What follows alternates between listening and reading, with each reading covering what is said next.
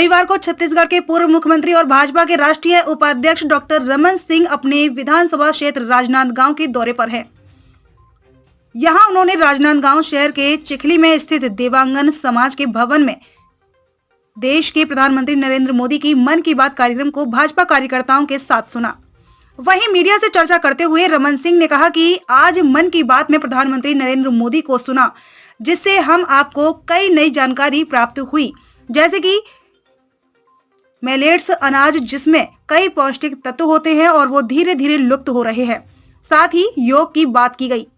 वहीं भाजपा के राष्ट्रीय कार्यालय में 26 जनवरी के अवसर पर ध्वजारोहण करने को लेकर रमन सिंह ने कहा कि राष्ट्रीय कार्यालय भाजपा में जेपी नड्डा द्वारा ध्वजारोहण किया जाता है, जो कुछ पारिवारिक कारणों से कार्यक्रम में शामिल नहीं हो पाए। यह किसी भी भाजपा के कार्यकर्ता के लिए गौरव का विषय है कि वह अपने राष्ट्रीय कार्यालय में ध्वजारोहण करें। न्यूज़ 9 के लिए राजनांदगांव से विपुल कन्हैया की रिपोर्ट। कांग्रेसियों ने कहा खुशी है और राजनांदगांव में बेचैनी, क्या कहना चाहेंगे? 26 जनवरी राष्ट्रीय कार्यालय माननीय नड्डा जी ध्वजारोहण करते हैं। पारिवारिक कार्यक्रम में व्यस्त थे, इसलिए उन्होंने मुझे अवसर दिया। ये मेरे लिए गौरव का विषय। किसी भी भारतीय जनता पार्टी के कार्यकर्ता के लिए जीवन का ये सबसे बड़ा अनुभव होता है कि वो अपने जीवन में बीजेपी में रहते राष्ट्रीय कार्यालय, केंद्रीय कार्यालय में ध्वजारोहण कर दे। ये सौभाग्य का विषय है और ये सौभाग्य दिया है माननीय नड्डा जी ने। उनको धन्यवाद देता हूं और जो कार्यकर्ताओं ने खुशी जाहिर की उनको भी बहुत बहुत बधाई।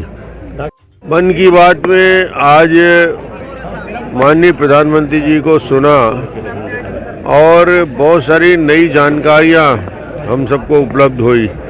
खास तौर से मोटे अनाज मिलेट्स के बारे में उन्होंने जानकारी दी कि कैसे कोदो, कुटकी, रागी जो हमारी परंपरागत भोजन रहा है पहले, अब वो धीरे धीरे समाप्त हो गया और कैसे उसमें आयरन है, जिंक है, मिनरल्स है और कैसे हमको कोदो, कुटकी, रागी के अनाज को सेहत के हिसाब से भी खाना चाहिए। और इसको उन्होंने कहा कि कितने सारे अलग अलग रायगढ़ के कैफ़े का जिक्र किया, अलग अलग स्थानों पे कैसे मार्केटिंग किया जा रहा है, केक बनाया जा रहा है, चीला बनाया जा रहा है, रसगुल्ला बनाया जा रहा है और उसको योग से जोड़ के बताया। योग भी हमारी पुरानी परंपरा है और इसको अंतर्राष्ट्रीय स्तर पर मान्यता प्राप्त हुई है और वैसे मिलेट को भी अंतर्राष्ट्रीय स्तर पर मान्यता प्राप्त हुई है।